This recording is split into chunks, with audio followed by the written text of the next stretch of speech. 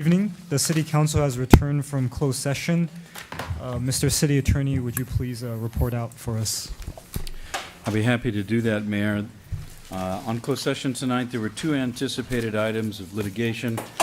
City Attorney provided a brief to the City Council on one of those items. The other item became unnecessary to discuss. Also on your agenda tonight was a conference with your labor negotiating team. You received a presentation from the labor negotiating team with regard to the Temple City Employee Association, unrepresented general employees and part-time employees. There's no reportable action from that item tonight, although you did give direction to the negotiating team. That concludes my report. Thank you. Great, thank you. And so that concludes the council's special meeting. And I guess we can immediately begin the regular meeting. The time is 7:37. Madam Clerk, can we have the roll call, please? Yes, Councilmember Chavez. Here. Councilmember Sternquist. Here. Councilmember Yu. Here. Mayor Pro Tem Fish. Here. Mayor Mann. Here. Today, we have the invocation, and we have the pleasure of having Pastor Maher Makar, who is the senior pastor at Mideast Evangelical Church, located at 9723 Garibaldi Avenue. He will be providing the invocation in English and Arabic. Mideast Evangelical Church is a Middle Eastern Arabic-speaking church that was established in 1994 and moved to Temple City last July. The church serves over 116 families that are spread out geographically. They have a heart for serving others and are always thinking of ways to reach out to the community and neighborhood.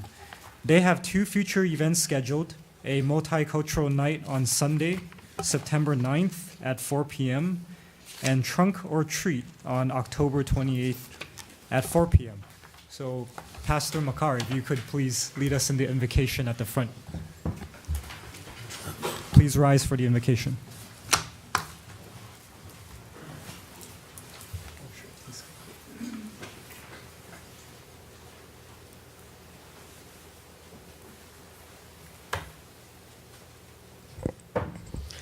Sorry, pray by Arabic. Okay? Yes. إلهنا السماوي، نأتي أمامك لكي نطلب منك أن تعطينا بركة من لدنك، تسمح بأن نشبع من شخصك وتسود على تمبل سيتي كمدينة تمجد اسمك. اعط يا رب لهذه المدينة بركة حقيقية من عندك. بارك هذا الاجتماع واعطي كل قراراته حكمة ليكون الخير للجميع ولاسمك كل المجد. آمين. Thank you, Thank Pastor. you. Thank you. Actually, okay, please remain standing for the Pledge of Allegiance. Mr. Brian Cook, if you could lead us. Please place the flag, place your right hand over your heart, repeat after me. I pledge allegiance to the flag of the United States of America and to the republic for which it stands, one nation, under God, indivisible, with liberty and justice for all. Thank you.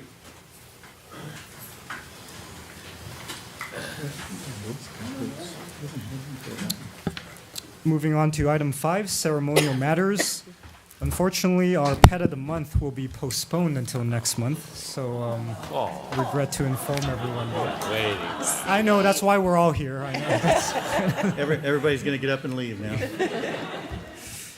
But we have another great presentation for the Older American Proclamation, and I would like to read this proclamation first before we honor our older American. Whereas the city of Temple City includes countless older Americans who enrich and strengthen our community, whereas the city of Temple City is committed to engaging and supporting older adults, their families, and caregivers, whereas we acknowledge the importance of taking part in activities that promote physical, mental, and emotional well-being, no matter your age, whereas the city of Temple City can enrich the lives of individuals of every age by promoting home and community-based services that support independent living, involving older adults in community planning, events, and other activities, and providing opportunities for older adults to work, volunteer, learn, lead, and mentor. And therefore, I, William Mann, Mayor of Temple City, on behalf of the City Council, do hereby proclaim May 2018 to be Older Americans Month, and I urge every resident to take time during this month to acknowledge older adults and the people who serve them as influential and vital parts of our community. And today we are pleased to announce that the winner of the Older American Award this year is Ms. Carol Rodenbacher.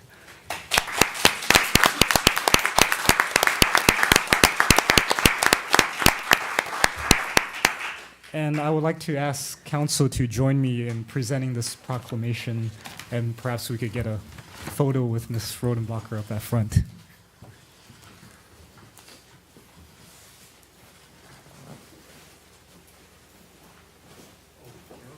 Would you like to say a couple of words, or you don't have to? Well, first of all, I was shocked. And secondly, I'm humbled. This is a great honor. It's nothing I expected to receive, and I was actually speechless when I was told. And I know for any of you that know me, that's pretty amazing, but thank you so much.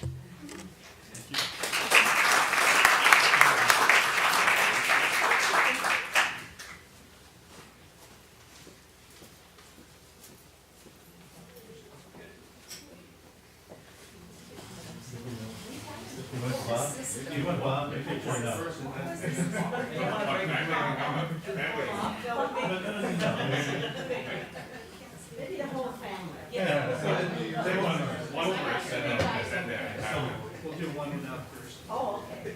We don't want to break the camera. You just squish it, Cindy. Cindy. I'm sorry. Mr. West. Oh, Cindy, there you go.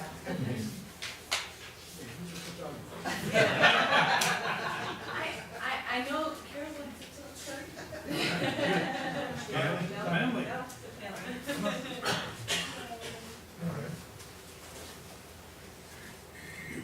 They dressed for the Yeah, really.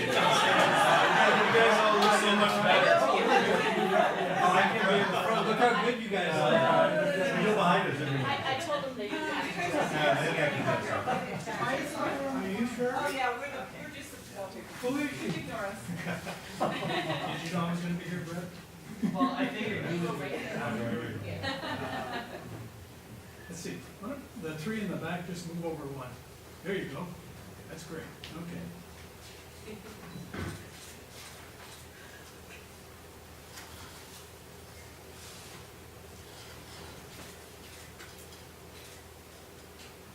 That's perfect, thank you.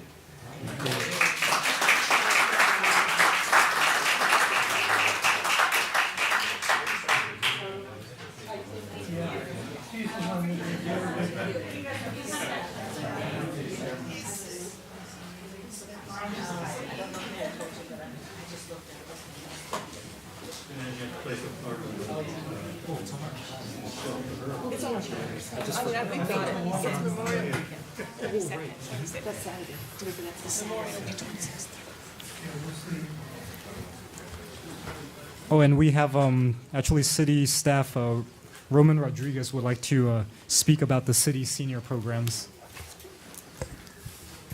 Just to let you know, Carol will be honored on May 17th by the county, and then we'll be having another event at the community center on May 26th in her honor. But in honor of Older Americans Month, we rolled out a new program. We're to raise awareness for older Americans. We're rolling out 4 events this month. First is our kickoff event is going to be walking awareness on May 4th. We're going to utilize the recently new walking trail from 10 to 11 a.m. We're encouraging everyone to come out, and the theme is engage at every age. So this Friday we're looking to engage the physical. Next Friday on May 11th, LA County will be hosting a workshop to engage the mind, letting them know about all the great services that the library provides here. On May 18th, we'll be engaging the heart with the movie and popcorn at the Live Oak Park Community Center from 1 to 3. And on May 25th, we'll celebrate Older Americans Month with lunch and more from 11 to 1 p.m. At the Live Oak Park Community Centers. I'll have flyers available in the back, so if anybody's interested or if anyone has any questions, we got information on here. And thank you. Thank you for having us, and congratulations, Carol. Great. Thank you, Roman. Is there anyone from council that has any comments or questions? Yay, Carol. That's all I can say. All right. Congratulations again. Well deserved. Well deserved. Well deserved. Yes. Okay, and moving on to public comments on items not listed on agenda. We have a couple of speakers who have filled out requests. First, we have our librarian, Ms. Jing Lee.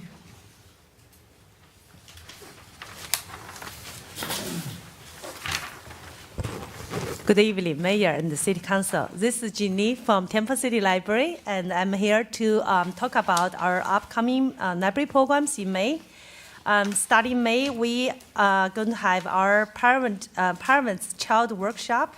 So basically, that's going to be, we set up play area for the kids, and 0 to 3, and the parents or adults caregiver can come to join us. We invite the local professional to talk about different topics. So the first one is going to be Saturday, May 5th, from 11 to 12. We're going to have our own Lucilio, and she's going to come here to talk about how to prepare emergency. And we have a speech therapist, we have educator from Pasadena City College, and we have specialist from Monrovia Health Center talk about nutrition and physical activities. We normally library host the parenting workshop twice a year, one in spring and one in fall.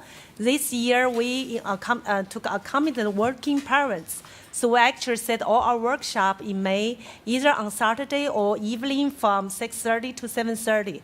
So if like a working parents want to have quality time with the kids, you can bring your baby, come to the library, play while you play. You can talk with a specialist with a different topic. And then as part of the Pasadena Tournament Rose Parade Grant, and on May 17, we are going to have a program for the for a year of girls empowerment. The Asher Youth Center is going to come to talk about the teens, how to prepare to enter the workforce. That's going to be Thursday, May 17, from 4 to 5. So they're going to talk about how to turn your volunteer experience into work skills, and how maybe your hobby can be a possible career or internship. So another one, the last one will be in celebration. The May is the Asia Pacific American Heritage Month. So in celebration, we invite dance studio come to do a Chinese dance. That's going to be Saturday, May 26th, from 2 to 3. That's for the entire family. And we have a lot of activity for the library to offer. So if you need more information, please feel free to come to the library, drop by to get a flyer, or visit our website at www.collab.org, or you can call us at 626-285-2136. Thank you. Thank you, Ms. Lee. Thank you. Next up, we have Mr. Carl Bloom.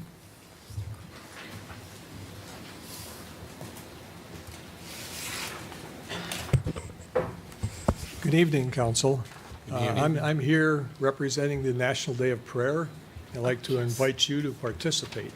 As you know, the National Day of Prayer is at the first Thursday of May every year, and it's a day in which thousands of communities come together to basically pray for the leaders of our nation, everywhere from the cities to the county to the state to all the different leadership positions. It's led by the various pastors or ministers in our city. And it's this Thursday from 6:30 to 7:30 here in Temple City Park. So I invite you and everybody in our community to take this time to join together as a community to publicly pray for the leaders and all the challenging issues that they face. So thank you very much, and hope to see you there. Thank you, Carl. Thank you for the invitation. Next, we have Ms. Dawn Taryn.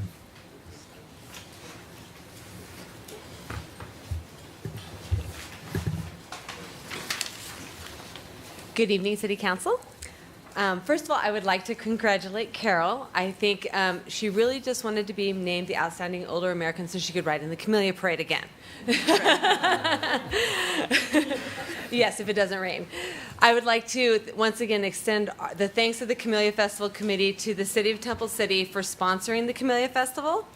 And this year, I am pleased to announce that we were able to donate $10,500 to various youth groups and youth organizations. And I am here today to present to the City Council $500 for the, and I'm going to get the name wrong, so I need to look it up, Gerald M. Fitzgerald Camellia Trust Fund, which I had never heard of before being part of the Camellia Festival Committee, and it's a fund that provides funding for underprivileged and disadvantaged youth to participate in programs.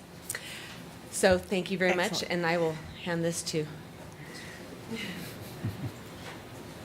And lastly, I would like to invite the community to the 75th Camellia Festival planning meeting that will take place on May 16th. This is a chance for us to reach out to the community to get ideas, to, if you're interested in finding out more about the Camellia Festival Committee, this is an opportunity. It's May 16th at 7 p.m. in the City Hall Community Room. And all the information is on our website. It's camelliafestival.org. Thank you very much. Thank you. Thank you, Don. Thank you, Dawn. Do we have anyone else from the audience that would like to make a comment to the City Council at this time? Seeing none, I will close public comment. Next, we have the consent calendar. Motion to approve. Second? I have a motion and a second. Madam Clerk, can we have the roll call, please? Yes. Councilmember Chavez? Yes. Councilmember Sternquist? Yes. Councilmember Yu? Yes. Mayor Pro Tem Fish? Yes. Mayor Mann? Yes. The consent calendar has been approved unanimously. Moving on to item 8, public hearing, we have none. Item 9, unfinished business, we have none. Item 10, new business. 10A, we have a item on the co-sponsoring of the 2018 Moon Festival and Gourmet Food Fair with World Journal LA, LLC. And we have a presentation from our city manager. Thank you, Mayor Mann, members of the council. Before you tonight, I'm very proud to bring forward an opportunity for the city council and the city and World Journal to partner together in producing a really wonderful community event, the 2018 Moon and Gourmet Food Festival, which would take place September 22nd and 23rd, right before that Monday the 24th. City staff, public safety staff, Parks and Rec staff have been working together with World Journal to develop an event that will enable the community to enjoy a family-friendly weekend moon festival, coupled with the highly popular concept of a food festival. Some of the elements of this partnership between the city and the World Journal concerning this event, as stated in the staff report, World Journal would be responsible for all production, permitting, insurance, and of the actual event, staffing, porta potties, all of those things, and all the costs associated with that. The city would be responsible for the law enforcement just during the event hours and staffing during the street closure. Working with city staff, it was determined that the best layout for the festival is a similar footprint to the Camellia Festival. Staff and sheriff are very familiar, know the logistics, know what it takes to, and the planning elements of this layout. They know it very well. We've taken the extra step, too, for the street closure to actually have the street closure a very limited time from Saturday at 6 a.m. and opening up at midnight on that Sunday. So the impact, again, is much more limited. Again, because we're doing a food festival, there's not carnival rides or anything like that. So we can do the breakdown, setup and breakdown a lot easier. Just to put it into perspective, for the city to do this kind of level of service for this type of event, we really don't have the capacity. So to provide the law enforcement services and the services that we provide with staff for the street closure, there's no way in terms of scale of cost. Our staff does a wonderful job, but in terms of scale of cost, we need a third party to kind of help us out. No different than the Camellia Festival helps us out with the Camellia Parade and the Camellia Festival. We need that third party to actually produce these types of events. World Journal has been very proactive with us in the last month or so, really working hard. In the audience, he'll come up in just a moment, is the Deputy Director of Special Events, Kenneth Lin, who has been in constant contact with us every single time, working out every detail that's reasonable to work out at this point, but extremely accommodating too, adjusting as we've needed to adjust everything going forward. The city staff and community groups will be partnering with World Journal because there'll be 2 days of entertainment at the gazebo. World Journal and the city will be working in partnership to really make it a community event, working with the schools, the service organizations, to really make this an interesting and fun event for all. World Journal will be taking care of all the promotions and advertising. We'll be working together to approve those things and bring those forward. The event will also include 5 food vendor booths at no cost to us to provide to the school district, our county partners, our city programs to make this truly a community event. Just real quick on that point, who's going to determine who gets those, and or is there going to be an application process for those, or has that just not been vetted out yet? That hasn't truly been vetted out yet, but it would be us who would control that. So we when you say us, is the that city. You or a group of people? I don't like to control everything, I know you Councilmember don't Chavez. Yeah, you do. Well, hey, you know me too well. Yeah, we'll work through that. I think the biggest issue for that, to be quite honest, is to make, since they are providing 5 booths that they could be using for other things, we just want to make sure they're staffed and that there's people who are there during the hours of operation of the festival. One of the things I might suggest is since it's going to be a 2-day event, right? Mm-hmm. You may want to, since you have 5 booths, you may want to maybe space those out and maybe give 5 groups one day and then 5 different groups the second day or something like that. Yeah. Give more of an opportunity because, 5, that's very nice of them to do that. 5 probably won't go a long ways if we divide it up between city, school, and nonprofit. So right. No, we'll try to spread the wealth across the board. Yeah, kind of spread it around a little bit. So. No Brian, problem. do you have, I was going to say, you're going to get to the slide where it talks about the highlights? Don't have I'm just summarizing it here in my presentation. The only slide we have is just the map today. Well, you'll share some of those? Sure. Because there's some really cool things on those events. I will get there. So and I will let Mr. Lin will come up and talk a little bit about what he sees from the production side of the event as well. But just to summarize some of the events, so it will be a exotic and gourmet food festival, and I'll let Mr. Lin talk about some of the elements of that. The layout is behind you, and again, why we're comfortable and where you see the blue X through is that we're not using the library, we're not using the library parking. We want to try to contain this in a manageable way that will, it will be very popular, but it's something, this is within our wheelhouse of what we can do. So we'll be using Las Tunas to provide a lot of the food booths, a lot of space. Cleanliness is a key. Mr. Lin will have about 25 staff members there at all times during the operation of the event to make sure that event is clean. He'll tell you it's food events like this, a Moon Festival cannot be successful unless it's a clean and inviting environment. With that, I'm going to let Mr. Lin come up and introduce himself. He is the point person for World Journal with this initiative. So, Mr. Lin. Dear Council, I'm so pleased to be here. Hope everybody's doing well. So it's my pleasure to introduce myself and World Journal to you. And World Journal has been the leading media, most influential Chinese media in America for about 42 years. We've done the Lunar New Year Festival with City Monterey Park 7 years in a row. And just to let out a little secret, we just launched our 2019 for the next year. All the booths, the planning, one day only, 150 booths are all sold.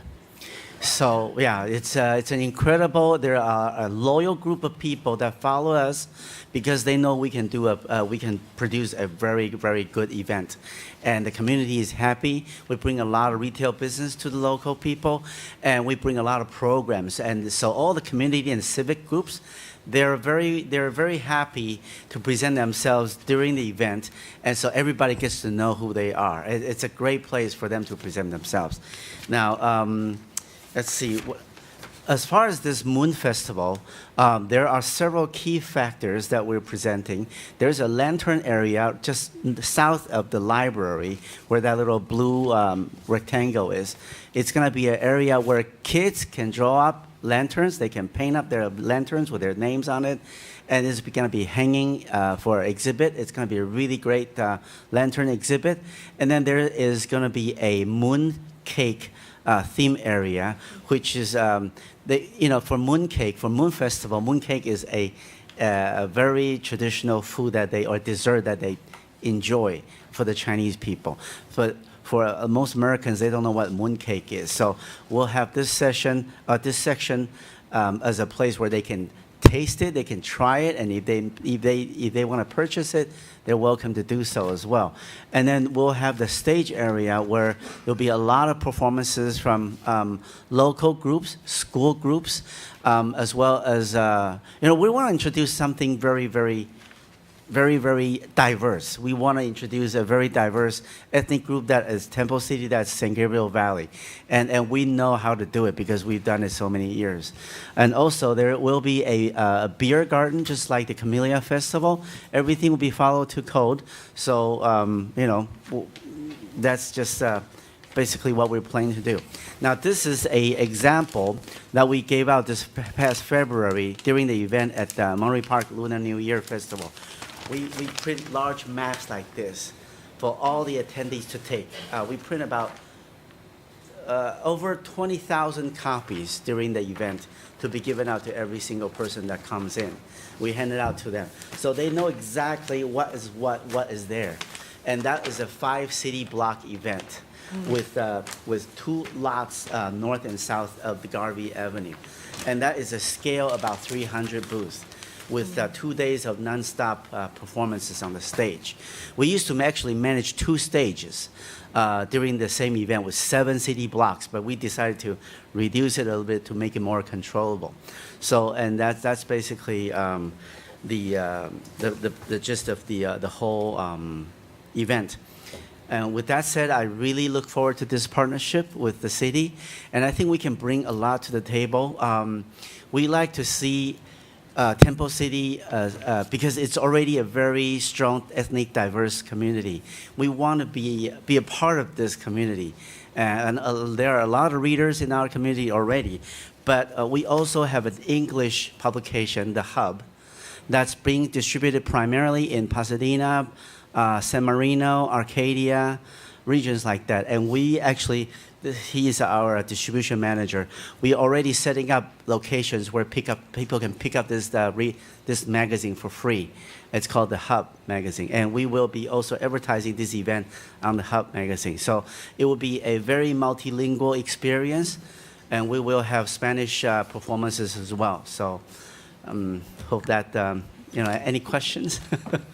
If I can summarize for Mr. Lin real quick, just a couple other things. So there'll be also a tea tasting, Chinese calligraphy demonstration, a lot of other interesting things that Councilmember Sternquist alluded to. And just to add one more thing, why our confidence in World Journal and in particular in Mr. Lin as well. They produce over 1,000 events throughout the world and many events in Southern California. They know how to do this. They are excellent producers of these events. That's why we have the confidence to recommend to you to partner with this event.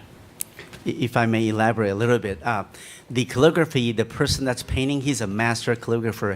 He lives in Los Angeles.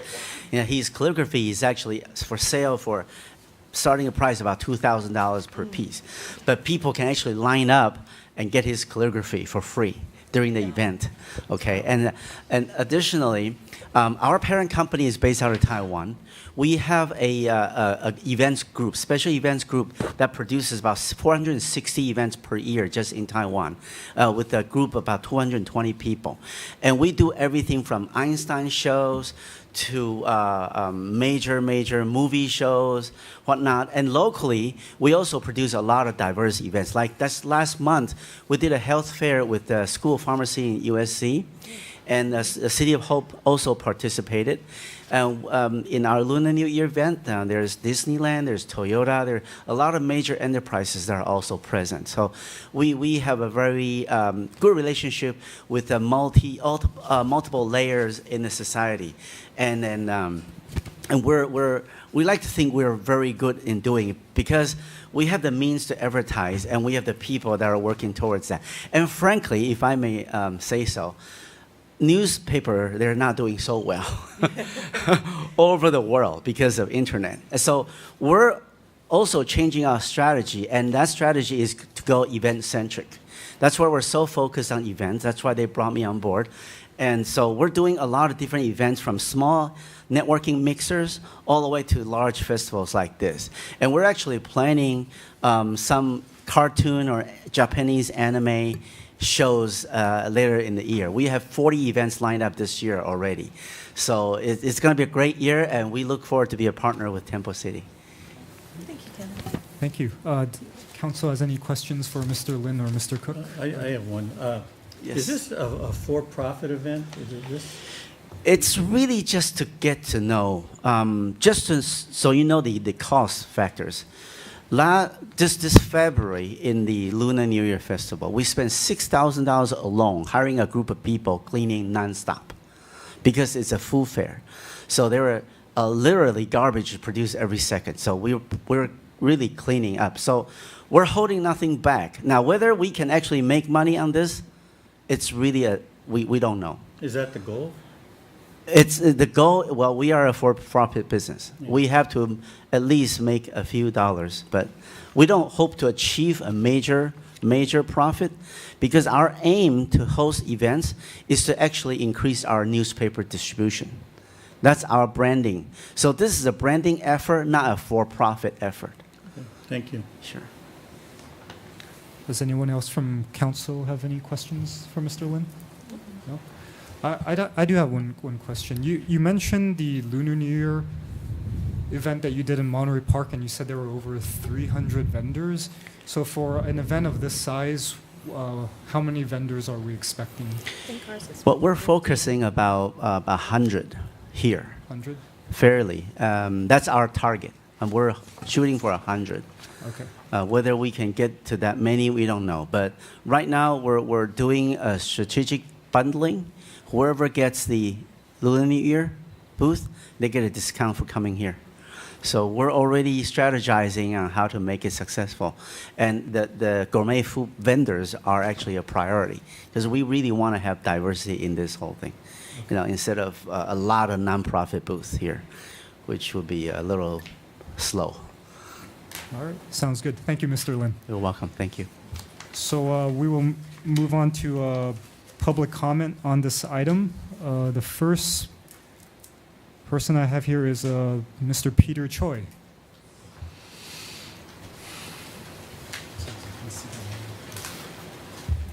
Yes, good evening, Mayor Mann, City Council. I'm Peter Choi, President and CEO of the Temple City Chamber of Commerce.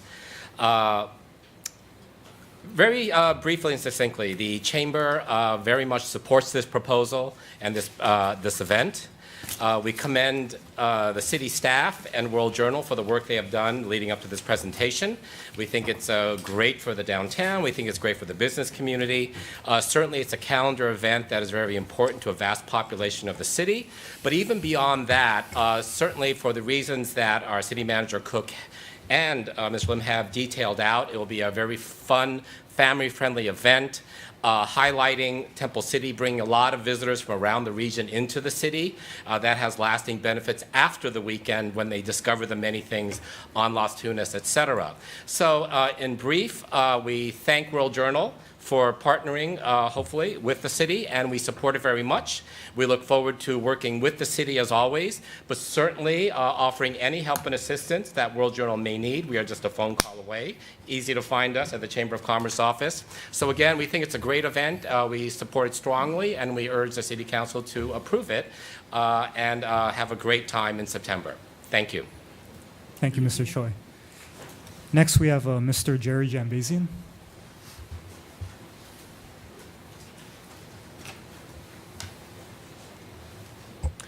Good evening, Mayor Mann, Mayor Pro Tem Fish, and council members. I'm in favor of the project. I think it would bring great diversity, and it's a wonderful event. I only have one problem with it, and that's with us paying for the security, the sheriffs.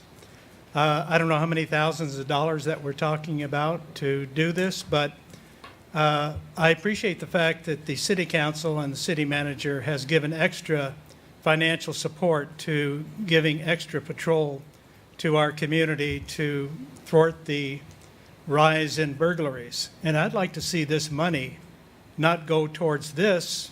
They can well afford it as a multi-million-dollar company. I'd rather see that money go towards more saturation and more patrols of Temple City. I don't know how much it would buy, but at least it would help. So that's my only concern. Thank you. Thank you, Mr. Jambazian. Next, we have Ms. Dawn Taryn.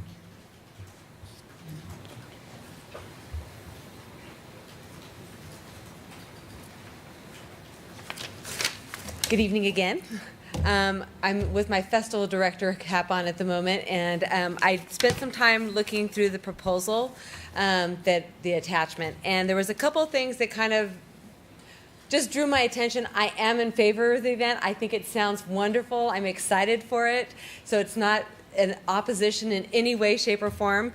But I want to make sure that if the city's coming on as a co-sponsor, and some of the language that I was concerned about was things like making sure that there is a contact person when City Hall is getting phone calls saying, I want to be a vendor in this event, that they know exactly who it is. The Camellia Festival would appreciate that number too, because I can guarantee we will be getting calls. With regards to permits and things like that, it says in the correspondence that the city would facilitate required permits and approvals. I know from my experience that getting food permits, it sounds like you've got a lot of experience, but getting food permits and things like that are not necessarily real easy on the fly. It's not something that you can get in 5 minutes. It's something that takes a few weeks. They know. So I was worried that the city would be left on the hook with this, not necessarily the organizer. I'm assuming power has already been accounted for.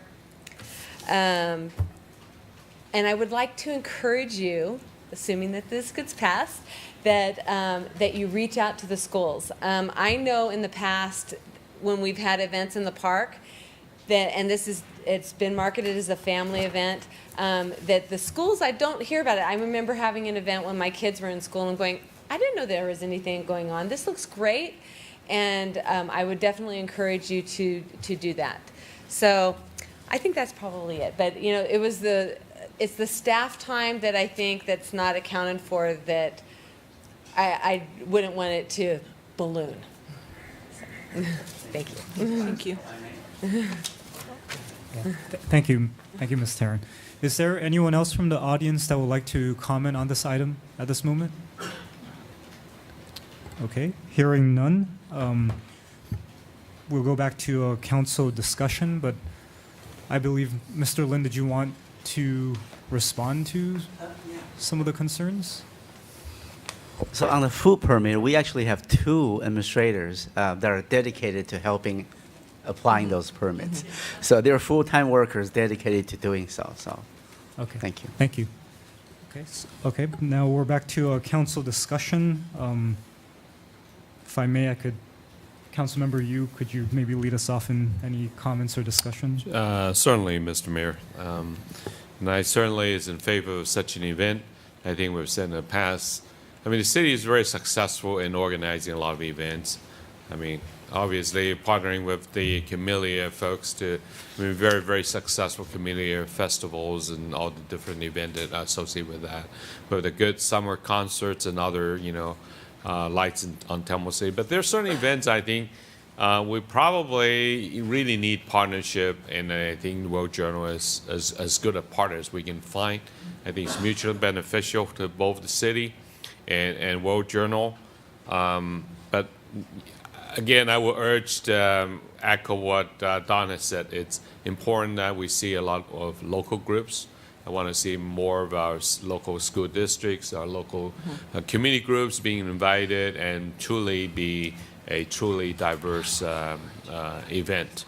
And I'm looking forward to the event. I think it will be fun for all of us as a way to conclude our summer concerts in some ways. Thank you. Councilmember Chavez? Thank you, Mayor Mann. I too think it sounds like a great event, something that, of course, I think the city will enjoy. My only concern, as was shared earlier, is the cost. And that's how I was kind of alluding to this profit issue and stuff. Although I can understand that being a partner does mean providing certain services and things like that. I trust that to perhaps address Jerry's issue, that having sheriffs or having other personnel there will not take away from the patrol of our city and the safety that we provide otherwise. And, No, sir. and of course, we do have that additional cost, but I think it's well worth to see how it goes and see if the event does do well, which we hope it will, and it's probably worth the minimum cost that we're going to provide. So that's all being part of a partnership, and so I think it'll do well. So that's all I have. Thank you. Councilmember Sternquist? I'm looking forward to the event. I think the cost for the security is minimal, and I don't think it's going to affect the security that we have with our Sheriff's Department in our city. And I think that, rest assured, Jerry, that it's something that we're always mindful of, and we take our security and our public safety very seriously. I do think that the event is, just from looking at mariachis one day, and it's a multicultural event, and I appreciate that you've done that and reached out to the diversity in the community also. So I'm looking forward to the event. That's all I have. Thank you. Mayor Pro Tem? Well, first of all, let me say that I had the honor of meeting Mr. Lin and discussing some issues. And for the public, I do want you to know that the City Council, we have received a 10-page report on the different things that World Journal is going to do and the city is going to do. So not just the things that we're actually bringing up, they're only the most important things. We have 10 pages here of every single detail of what we are responsible for and what World Journal is for. And I think that shows a great partnership. I know it's been very easy to work with you so far. You've been very, very generous, especially listening to our concerns.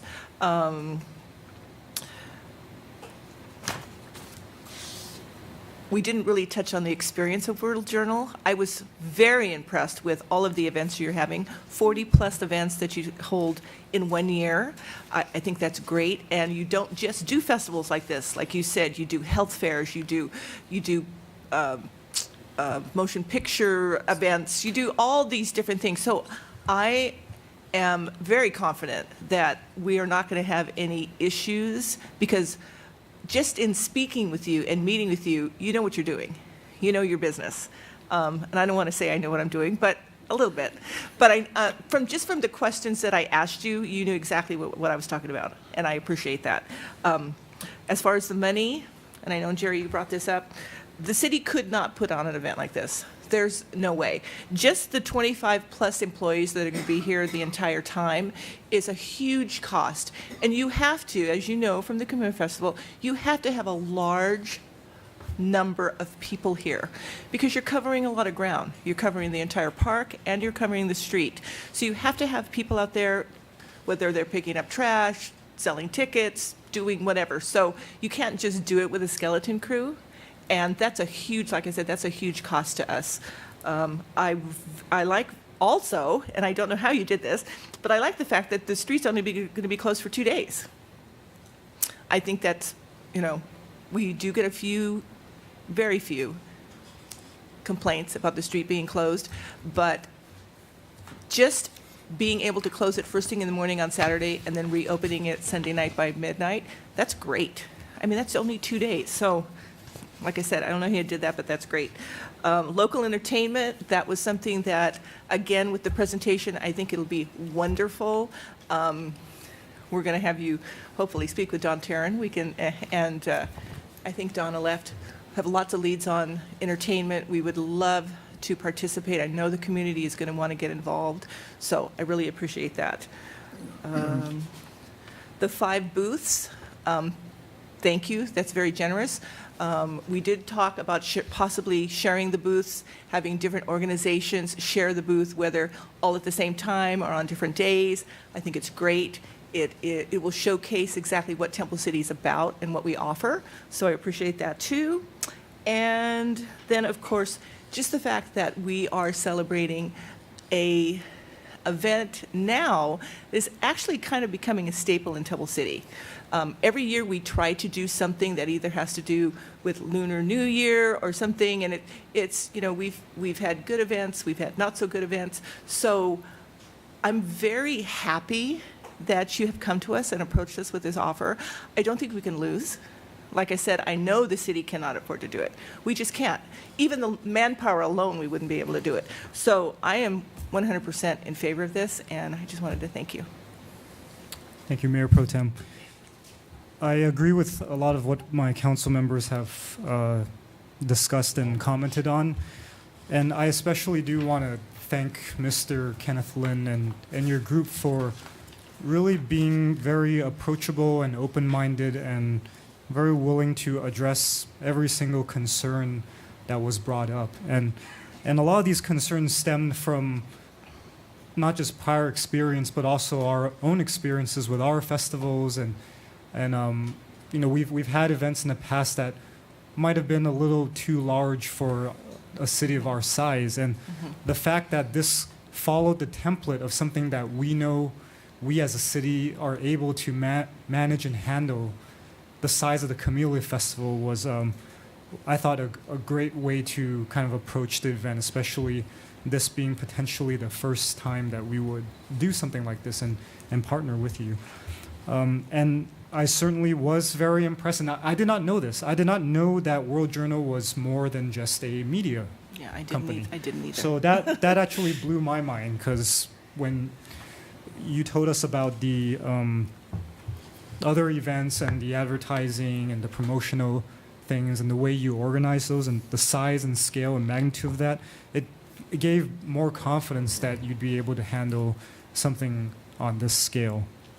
And I certainly do appreciate your openness in involving our local community and organizations. I thought that was a really important and critical part of the programming. And the fact that we are going to be involved in the programming, I think, means a lot, because a lot of times with other events, an organization as large as yours undoubtedly has the means to obtain programming from elsewhere, but to kind of mix in the local community to be involved in it, I think really empowers us to be able to showcase Temple City in a way that we may not have showcased before, at least not in this style.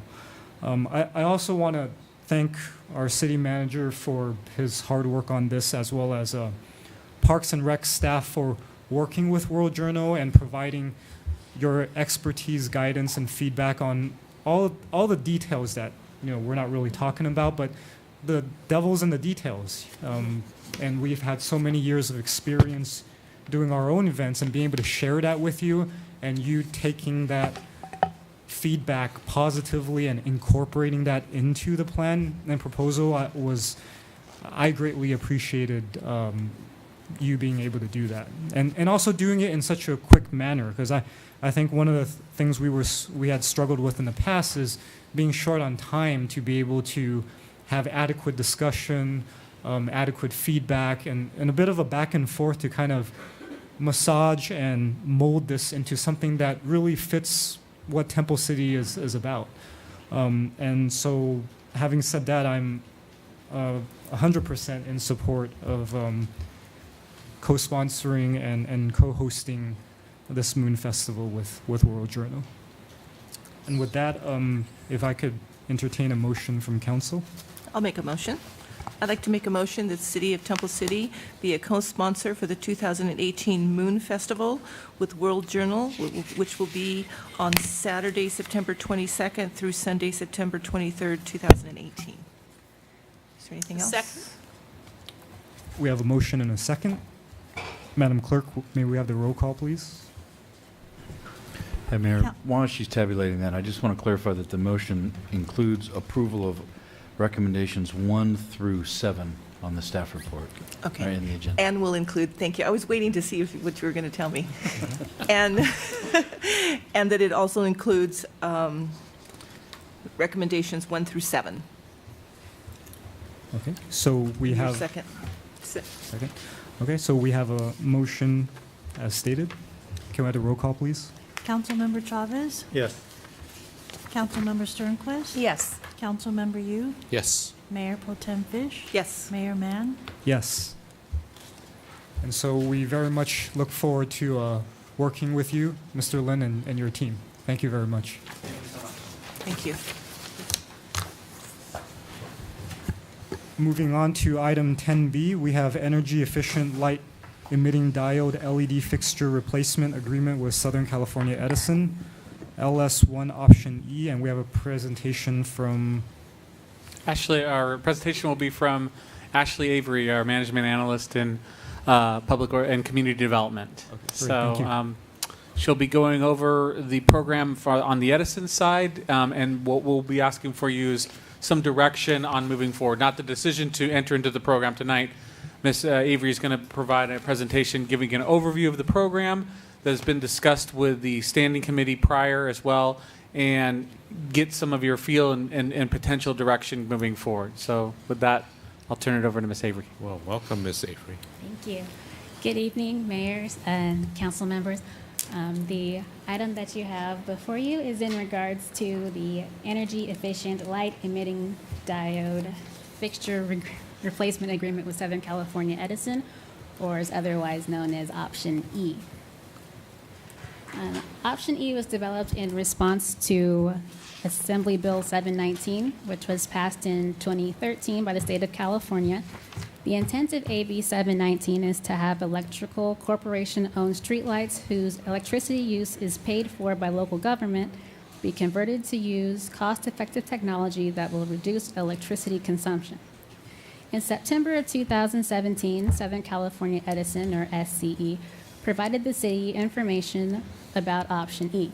Option E provides an opportunity for local government to replace high-pressure sodium, or HPS, light fixtures with light-emitting diode, or LED, light fixtures in all SCE-owned streetlights, or referred to as LS1. Option E is funded by an LED replacement fee, which is added to the city's electric bill. The resulting electric cost savings are used to finance the fixture replacement over a 20-year period. But due to the decreased costs of running LED lights, this will result in a net savings to the city. Back in 1970, high-pressure sodium, or HPS, became very popular lighting solution for streetlights. In Temple City, according to estimates from SCE, Temple City has 1,439 LS1 lights, and they represent about 123 kilowatts, or 123,700 watts. HPS produce a yellow light that gives an immediate surroundings a yellowish orange hue, and on average they last about 24,000 hours, so they have to be changed about every 2 to 4 years. But LED is quickly gaining popularity in cities all over the world as they make the switch to LED street lighting. On average, LEDs consume about 50% less energy than HPS, and depending on use and conditions, LEDs can sometimes consume up to 70 to 80% less energy than HPS lights. LEDs produce white light, which is more similar to natural daylight, so the colors are visualized more accurately than compared to the HPS yellow light. The average lifespan of an LED light is about 100,000 hours, So they only have to be changed every 10 to 12 years. And all visible light has a color temperature, or CT. The CT denotes spectral content of light, so how much blue, green, yellow, or red is present in the light, and is measured in Kelvin, or K. The higher the CT, the more blue present, and the lower the CT, the more red present. So at the lower end of the spectrum, the 1,000 to 2,000 K would be something similar to candlelight, while the higher end, 9,000 to 10,000 K, is something more like the sky on a clear day. HPS have a CT of about 2,200 K and contain more red and yellow, which gives the light a warmer looking appearance, while lights that have a CT of 5,000 K or higher contain more blue and give the light a cooler looking appearance. So SCE has two lighting options available, which is LEDs in the CT 3000K and 4000K. So 3000Ks produce a warmer light, while 4000K produce a cooler, natural, or neutral white light. However, LEDs do often change the overall look and feel of a city. So some cities choose to use all 3000K lights to maintain a small town feel, while others have used all 4,000 to match a more modern aesthetic that they're going for. However, many cities in California have opted to use both, using 3,000K lights along residential streets and 4,000K on main roads and busy intersections. The only LED streetlights currently in Temple City are the pedestrian level sidewalk lights along Rosemead Boulevard, and they have a CT of 3,000K. As is common with the introduction of new technology, there have been some public concerns about widespread usage of LEDs. LEDs do produce a blue light that's similar to daylight, and this can make it difficult to sleep. But research studies conducted by UC Davis and NYU found blue light exposure may interfere with your hormone production and make it difficult for people to get to sleep. Although there are no conclusive studies, there are also concerns about blue light exposure affecting the behavior of nearby plants and animals, such as birds being active at night or flowering plants blooming too early in the year.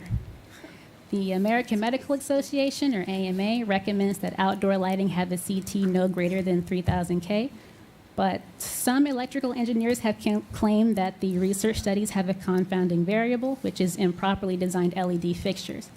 A properly designed LED fixture should direct light toward the ground and away from residences. SCE has indicated that their LED fixtures do just that. They direct light toward the street with minimal spillover to nearby properties. Directing light away from residences is crucial to minimizing nighttime blue light exposure from streetlights. The exposure to blue light from streetlights is usually pretty minimal for the majority of people. Most excessive nighttime exposure to blue light comes from screens on your smartphone, laptops, televisions. They often have a CT of 6,400K or sometimes much higher. So the fiscal impact to the city, as stated earlier, option E is funded by the LED fixture replacement fee, which is amortized over a 20-year period and added to the city's electric bill. Since LEDs consume less energy, the operating cost of running LED lighting is lower than the current HPS, so the bill will still be lower than it currently is, resulting in immediate net savings to the city. The amount Temple City spent for its LS1 lights last fiscal year was $191,862.90. So using SCE's projections, if the city elects to go with option E, that will result in a 3% annual savings during the repayment, the 20-year repayment, or $6,565 a year. And then after the repayment would be a 15% savings, or $29,919 a year. So based on these estimates, Temple City could save more than $131,000 over the next 20 years while still paying the LED replacement fee. So other local cities that are currently using option A or option E are Baldwin Park, Covina, Fontana, Laguna Hills, La Palma, Rosemead, and Walnut. The city of Rosemead had 4,000K LED lights installed on all LS1 streetlights in August of 2017. And Rosemead staff stated that the LED fixture installation took about 1 month and has been very well received by their community. And so far, they have not received any complaints. So updating Ellis 1 street lights is consistent with the city's strategic goals of good governance, public health and safety, quality of life, and sustainable infrastructure. City staff is recommending that Ellis 1 HPS fixtures be replaced with 3000K LED fixtures. This is to reduce the city's electricity consumption and cost, provide greater visibility for drivers and pedestrians, and also possibly help the city with its greenhouse gas emission goals in the general plan. If direction is given to proceed, staff will return with an agreement for formal approval in the near future. That concludes my presentation. Thank you for your time. Do you have any questions? Do we have any council questions? I have a couple. What are the, or do we know the poles, the overhead poles on Las Tunas and Rosemead? Are those Southern California Edison poles? Because you mentioned the pedestrian level poles. Those are ours. Yeah.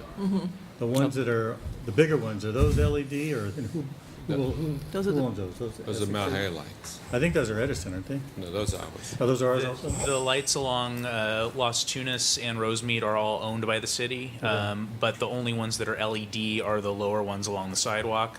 The ones along Las Tunas are the HPS, the high pressure sodium, and then the median lights along Rosemead are another technology, ceramic metal halide, which is something even different. Okay, so there are currently no plans to replace any of those, and if there are, that would be on our dime, correct?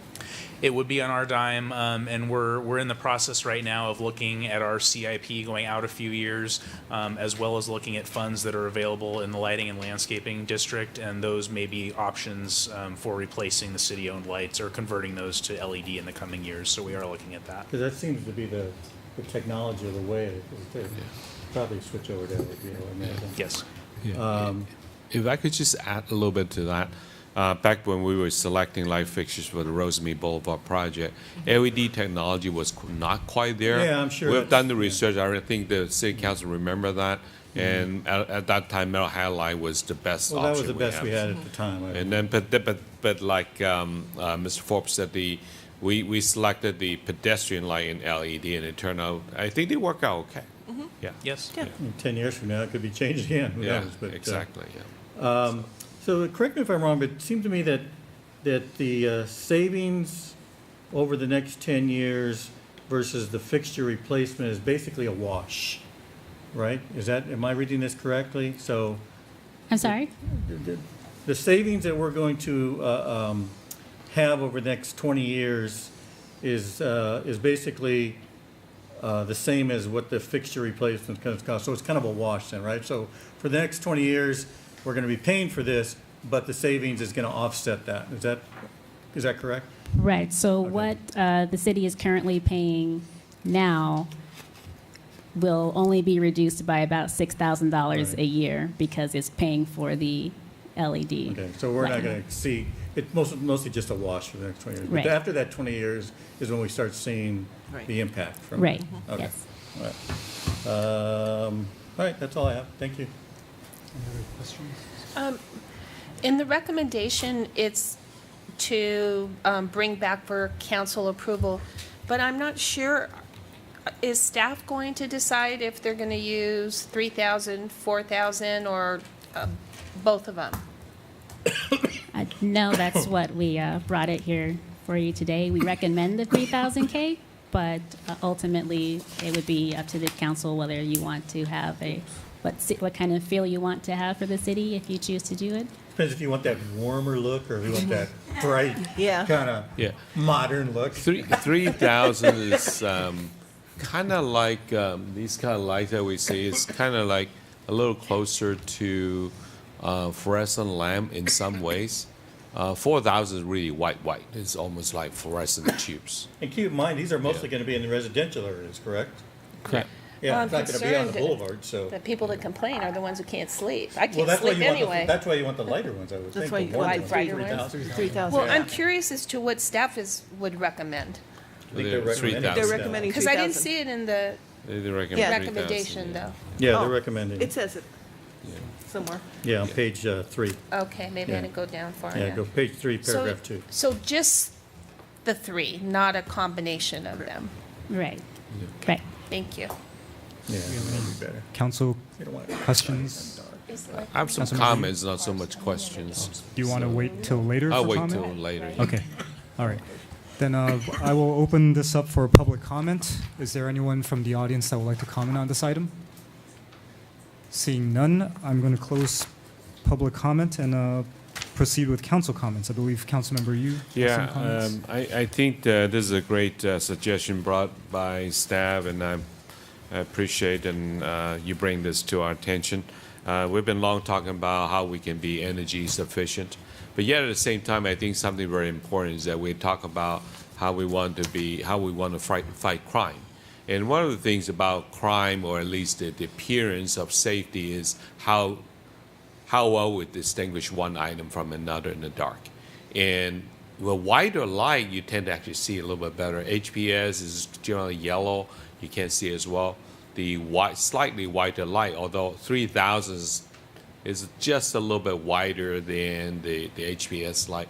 It gives you better color rendition. You can see a little bit better. I think the illustration that Ms. Avery brought up was kind of like that, even though that's probably more closer to 4000 K light. So I can support the 3000. But I think it's really a win-win situation where we actually replace our lights, the lower downtime. You don't have to have call for replacement every 3 years. You know, it's a long term. It lasts longer, saves money in the long run. I think, and a better color rendition, a little improved security overall. I think it's a great suggestion. Any other council comments? No, I just wanted to make one comment with the other cities that are using them. One of the cities that is currently using them is the city of Rosemead, which is probably the most comparable to Temple City. And they actually are getting very few complaints. It's being very successful. I always look to that to see what other, like I said, what other cities are doing. And you know, it's kind of hard for us to compare ourselves to Fontana. We're so different, you know. But Rosemead, that's right next door. So I'm in support of this. And again, it would be the 3000. Okay. All right. So, if there are no more comments, is I would make a motion that we direct staff to bring back for city council approval an agreement with Southern California Edison to convert existing high-pressure sodium streetlight fixtures to light-emitting diode fixtures and to provide additional direction as appropriate regarding the replacement fixtures. Second. You have to say 3,000. Do we want me to? No, they'll bring back the report. Okay. Yeah. Okay. All right. We have a motion and a second. Madam Clerk, can we have the roll call, please? Yes, Mayor. Councilmember Chavez? Yes. Councilmember Sternquist? Yes. Councilmember Yu? Yes. Mayor Pro Tem Fish? Yes. Mayor Mann? Yes. Congratulations, Ms. Avery, for her first presentation of the council. She did very well. Yes. Thank you, Ashley. She wasn't nervous at all. Great job. Good job. Okay. Moving on to communications. We have none. Update from our city manager. Thank you.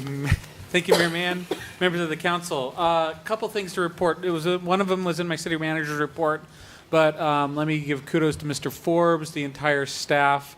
The Southern California Planning Association gave us an award for best general plan, essentially, for a small jurisdiction. That will carry us up to the state and potentially national level for awards. If you haven't had a chance to look at our general plan, we really took an effort to make it user-friendly. So you can actually go online, look at it, have a better intuitive sense, not just a big 600-page document that you have to flip through and understand and essentially be a planner and an expert to understand. You can actually go online and intuitively understand what we're trying to do with land use in the city and what we're trying to do for the next 50 years in this community. Congratulations to Mr. Forbes, Mr. Reimers, and all the entire staff, PlaceWorks, all of our team members that made the general plan and the specific plan happen. So thank you. Do we know when we'll find out about the state award? October of this year? Oh, okay. So still some time. Okay. So Congratulations. Yeah, congratulations. great hard work by staff and all.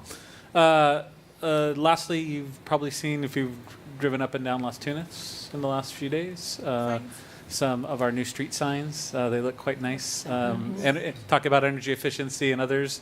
Wouldn't be able to do that. I've been asked, can somebody buy those big signs? Unfortunately not. There's too much hazard issues with that. It's not like the metallic signs throughout town that we've been replacing. So no, those aren't for sale. But we'll be finishing that project relatively soon as part of improvements and meeting some of the federal requirements related to signage throughout town. So really a nice aesthetic improvement to Las Tunas. I just want to say that the street signs that have the new city logo are so beautiful that it would be nice to have city council business cards that mirror that beautiful image there. You want a street sign business card? No, just the logo. The logo. We've been trying to get those for a couple of years now. It's probably been about 10 years. So Note taken, Councilmember Sternquist. And then Connect will be out. It's online right now. Summer programs, signing up registration. So if you're planning on looking at all the great summer programming that we do, please sign up. Did you say the Connect magazine came out? It's out online. It'll be in people's mailboxes by Monday. Oh, okay. So that's it for my presentation tonight.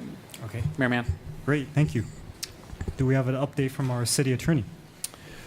Mayor and council members, starting tomorrow, I and a lot of the people in my practice group at the firm will be down at the League of California Cities annual City Attorney Conference. It's in San Diego this year. I know you feel very sorry for me that I have to go down to San Diego for 3 days. But there are always interesting cases, interesting laws, interesting ideas that come out of these conferences. So I will bring back some of those for you and discuss them at our next council meeting in 2 weeks. That's all I have for you tonight. Great, thank you. Moving on to council reports regarding ad hoc or standing committee meetings. Do we have any reports? Okay, seeing none. Well, just on that note, we did receive notification from our city clerk regarding city commissioner applications. That deadline has passed, and so it's actually timely that on this meeting, I guess the commissioners' terms will expire June of this year, right? And so I'd like to establish, as we have traditionally have done, a city commissioner recruitment ad hoc committee. I know Councilmember Chavez has expressed some interest in partaking in that. Is there any other council members that would like to be a part of that? I know last year it was you and I. me and Mayor Pro Tem Fish, so I don't know if Councilmember Sternquist or Councilmember Yu would like to participate. For you. I nominate Councilmember Yu. I've done it so many times. Don't worry, I'll Councilmember do Yu. most of the work. That's it. All right. Thank you. Okay, thank you, Councilmember Yu. Thank you. Thank you. So if we could. Thanks for voluntarily taking that position. So we'll establish that commissioner recruitment ad hoc, and I believe the city clerk also has a rough timeline. So thank you for establishing that, and Thank you. We'll move forward with that. Thank you. Okay. Thank you. Okay, and so finally we move on to council items separate from the agenda. We start with Councilmember Sternquist. Just a few things. I wanted to give everyone an update because it's a huge number on the library fundraising, and we are at $110,400 for the children's library. So that's huge. So thank you again to everyone who's participated. There's still time to purchase an individual brick if you'd like one, or if you're an organization, you can purchase one for your business. I need World Journal's phone number. So please continue to do that. I wanted to thank Mr. Vale for sending us out the information. It was the homelessness plan, and also on the TIFTA, the TFTA, the information, which is a tax that's possibly coming to the forefront, and I won't go into great detail or any detail tonight until we get some more information about it, but I just wanted to share with you that those things are so valuable. And when I took it back to the Council of Governments, there was only one city that was aware of it. So everyone was going back to their councils to share that information. And then there were 10 cities, Temple City was one of them, that did not participate in the county's homelessness plan fund. So it actually gave us a great tool on how we can establish our own. And so hopefully, Brian, you'll take a look at that and see maybe if we can, how we can help do something for the city with that. And one other thing is San Gabriel Valley Mosquito District is offering free mosquito fish. And the mosquito fish are proven to be, I have them in my yes, pond. are proven to be the best deterrent of mosquitoes in ponds, or I don't think they I put thought them they in. told us not to have ponds. Well, because but people have But ponds. if you have, We if do you have ponds, a pond. fish in it. Yeah. Have mosquito fish, That's yes. good. Councilmember Fish has a pond and she has mosquito fish in it. Yes, I do. And they're free and you can go and get them. And just, you know, when we have these small little drizzles and rain, those planters, the little rims fill up. So we're going to have warm weather coming up. So if you just take the time to empty the little planter holders and any tires that you might have stored, the rims fill up with water, and that's a breeding ground for mosquitoes. So just want a big shout out to Debbie Ingram and Parks and Rec. It was a phenomenal volunteer appreciation luncheon. I think the volunteers were just so happy, and it was just so well done. The food, the details, so I can't say enough about our volunteers, and it was just a great day to thank them for all their work. That's it. Great, thank you.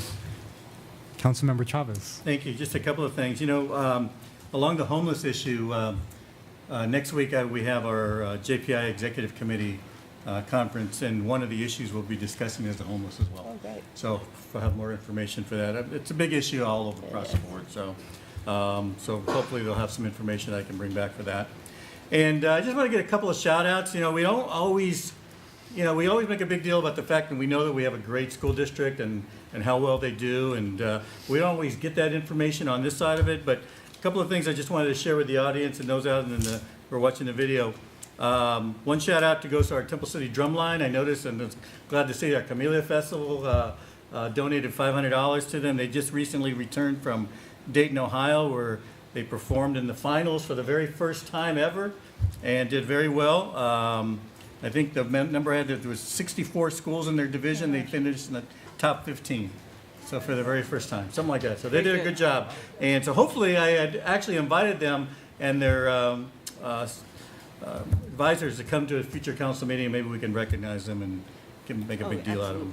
And then also another shout out, of course, to Matt Byers and the Brighter Side Singers. They do such a great job. Of course, they just had their musical, and they just had their annual extravaganza. I know Jerry, you can go to Jerry's website and see both of these, actually. The Drumline, I think they had a little party, welcome back party, and then also the extravaganza.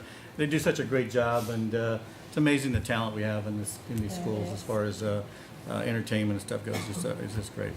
And then lastly, we know our sister city, Hawkesbury, Australia, and we've met the Whalens from the Hawkesbury. They've come here to the council and very involved with their group over there. Their daughter is actually getting married here in Los Angeles next week. Destination wedding, they call it. Oh, wow. So their people from Australia will be here for the wedding, and fortunately I got it. Jane and I were invited, so we're going to be attending. And I was sitting at home today waiting to come over to the council meeting, and who shows up but the groom to the house. Just showed up. They're in town, and they're looking forward to it. They're going to have a big wedding reception. They're not too familiar, though, with the traffic patterns of LA. And the reason I bring that out is their wedding is in Malibu. Their reception is in Orange County. Oh, no. Right at rush hour in the middle of the week. So hopefully that'll work out for them. But we wish them all the best luck. And Take an people Uber, from Tom. yeah, take an Uber. I know. So the people from Hawkesbury will be in town next week. So if you see them around, I'm sure they might come by. And if they're still here, our next meeting, I'll have them come by and say hi. So that's all I have. Thank you. Great. Thank you. Councilmember Yu. Just want to again congratulate Carol and also Bob, because Bob won this recognition some years back. So you're keeping in the family. So congratulate. Good. Okay. Mayor Pro Tem Fish. Again, want to congratulate Carol. Known Carol for 19 plus years. Worked many projects with her, and just want you to know that the award is very well deserved. So congratulations again. And also wanted to congratulate the Camellia Festival. I see that the Camellia Festival was able to donate over $10,000 to a lot of our local schools and organizations. I think it's wonderful. I'm so happy that it's successful, that we have continued this wonderful tradition. I hope it continues for many, many years. So again, I wanted to congratulate, I know there's many of you out there in the audience tonight, so I wanted to congratulate all your hard work and volunteerism. That's it. Thank you. Great. Thank you. April's been a particularly crazy month. I do want to share a couple of noteworthy things. We had a fantastic turnout at the Area 4 Neighborhood Watch meeting at First Lutheran Church. So I just want to remind everyone we have those on a monthly basis. Please look them up on the Neighborhood Watch website, on the city's website, and please join us. There's a lot of great topics. There's great tacos, great people. So what's not to like about Neighborhood Watch? And next, I just want to also share the St. Luke's Festival was pretty good. I had the pleasure and the privilege of joining Father Mark Strader during the opening remarks that he gave on Friday night. And as a city council, we also provided them a certificate of recognition, congratulating them on their annual fiesta. So it was well attended. My son rode on one of the fiesta rides for the first time in his life. It's just a little ride with cars that circle around, and he was hanging on for dear life because he didn't know what to expect. He kept insisting on riding it, and you know how they have the height minimum? He barely met it, and then we couldn't go on the ride with him because we were too tall. So you got to kind of like fit right in the sweet spot, so to speak. So that was a great event, and I enjoy it because now I can walk there from home, so it's always nice to do that. I also had the pleasure of crashing the youth committee meeting with Councilmember Chavez last Thursday, and that was a phenomenal experience just because I've never been through a whole meeting with them, and so, man, these kids they follow the same procedures and processes, and they got more members, so they got to go through like they do. When they were doing roll call, they were like. They're very a bunch of them. strict too. Have you noticed how strict they are? Yeah, they are. They don't speak out of turn. They're always, yeah. Hate to say they're better than we are, but they're good. Yeah, and they're coming up with some cool ideas. Like the one that I remember was, I believe it was Justin who mentioned something about a video that they were doing for the youth committee. Yeah, just a reminder, the 24th, May 24th is the last meeting of the year for that group. So we're all invited, of course. The public's invited, and they will be doing some presentations about the things they have done for the year, and it's a good event, and we hope to get a lot of the past youth members there, committee members there. So, but if you're available, it's 5:30, May 24th, Thursday night, and right before that, they're going to do one of their last pop-up on safety, school safety, not school safety, but just safety in general. I think starts at 4:00, I believe, 3:30. 3:30. So okay, yeah, great. May 24th. Put that on your calendars. And also, I guess since it's their last meeting, we will be expecting a couple of potential new members on the youth committee. So that's also very exciting. And also at their meeting, kind of maybe segueing to my last point, I kind of alluded to something that I've been working with staff regarding our social media, and I did share that. I don't really want to call it an initiative because it's so preliminary. It's more of just some thoughts moving forward. And I did share some of those ideas with the youth committee, and they seem like they very much would want to be a participant in the city social media, I don't know, what do you call it? No, not quite a movement. Because yeah. Project? Yeah, because I think, you know, they have a lot of exciting things going on. We, as a city, have a lot of exciting things going on. And more and more so now, people are getting their news and their information directly from social media. And I just feel like if we really wanted to engage our community and cast a wider net, then I think it's our responsibility to take that information to them in the most convenient form. And so that was something that the youth committee seemed like they would be excited about. So more to come. Staff right now is helping prepare. We want to do a really small, it's called Facebook Live, but really it's more of like we're trying to come up with something like a Q&A with the mayor, but obviously the questions are kind of compiled ahead of time. And it's just a pilot program, and it's something that you could simply do with an iPhone. It's not like the full production that we have with the current streaming services with Media 88. So we'll see how that goes. I don't believe we have a specific date locked in, but we could probably update council at the next meeting. Okay? And so, having said that, moving on to item 16, reimbursement of expenses. We have none. Additional public comments. Is there anyone who'd like to? Mr. Jambazian.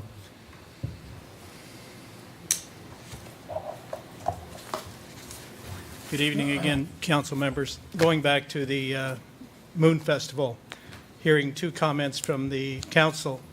Maybe I didn't explain it properly, and I didn't want to give the impression that law enforcement was going to suffer during the Moon Festival. Didn't want to give that impression at all, but evidently maybe a few of you did get that. I was just saying diverting the money that would have been used to that to more law enforcement for home burglaries. That was the only thing. So please don't misconstrue that I was saying that law enforcement was going to suffer those 2 days. Okay? Thank you. Thank you, Jerry. Thank you, Jerry. Is there anyone else that'd like to? Oh, Ms. Don Taryn?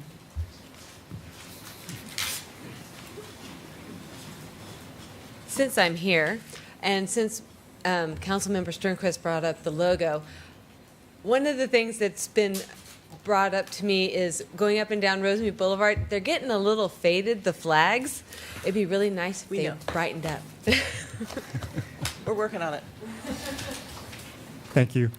Is there anyone else who would like to make a comment? Ms. Lucy Liu.